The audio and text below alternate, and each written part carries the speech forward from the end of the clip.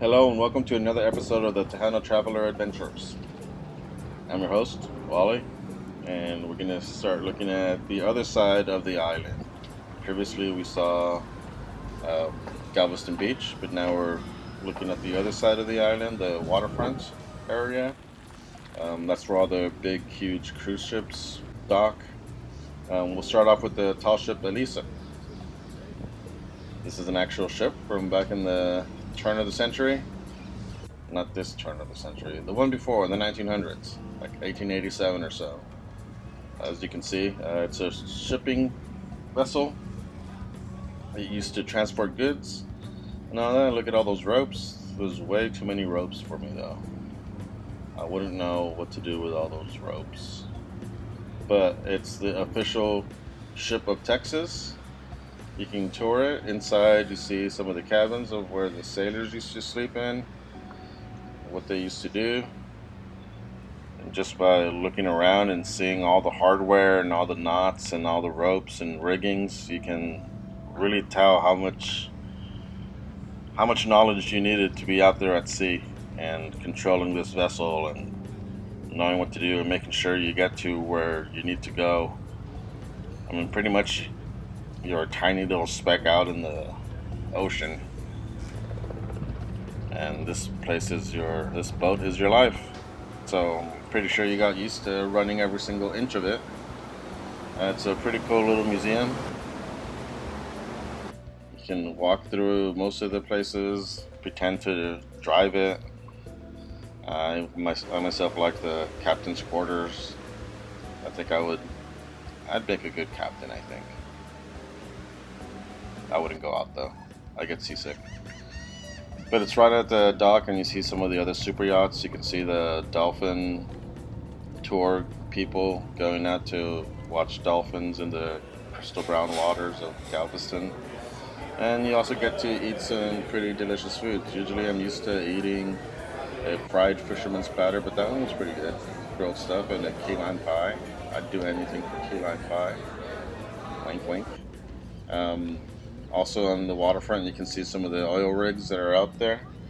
And if you want to know more about the oil rigs, conveniently, right next to all that stuff is the Ocean Star Offshore Rig Museum.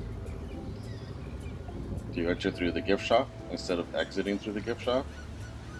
You walk along a long walk, and you get to see some shorebirds, which I love shorebirds. Look at those pelicans.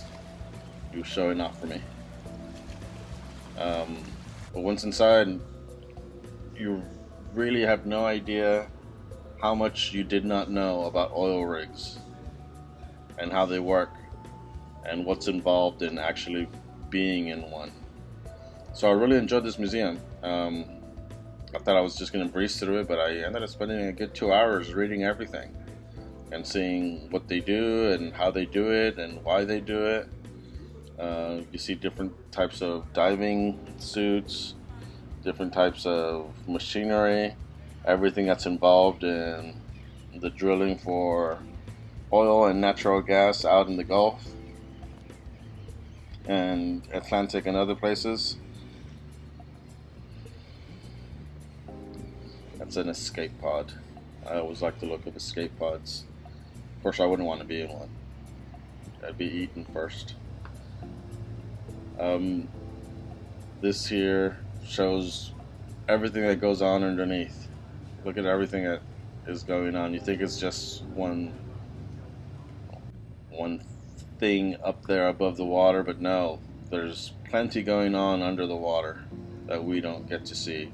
And there's different types of rigging. Some of them are moored to the floor. Some of them are transportable. This one here, this is a model of what one looks like, and just the complexity of it is mind-boggling. From outside, you can see the rest of the bay, and here's different types of setups that you can have. There's some that are on 4 legs and are transportable. There are some that just sort of float out in the ocean and are marooned with big, huge chains to the bottom of the sea. And this is a tower. They all need a tower, hopefully for cell phone service. It's a really interesting museum. You should definitely check it out. Like I said, you get to know a lot more about oil rig life and what's involved in it, and it made me appreciate it.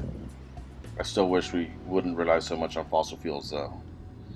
And I ended my day by passing by the city cemetery. And look at how spooky that looks. It's a pretty nice little cemetery. It's well maintained. You can drive through it. Some of the mausoleums are pretty neat. Some of the tombstones date back to the 1800s. I like walking through them, getting to read some of the history. Hopefully there's some ghosts there that were looking at me, trying to cling on to humans to move on to their next phase of existence. But I like this little crypt. It was kind of spooky, looking inside of it and everything. I mean, is there ghosts? I don't know. Maybe. Probably. Just walk around. Maybe you need to walk around at night to get a spookier feel, but it was spooky enough at sundown. The light is awesome. Gave everything a nice golden glow. And some of the crypts, like I said, are pretty magnificent. So definitely check it out, especially if you're into ghost hunting. Anyways, thank you for coming with me on today's episode. I hope you guys like and subscribe, and can't wait to show you more of Galveston. Bye-bye.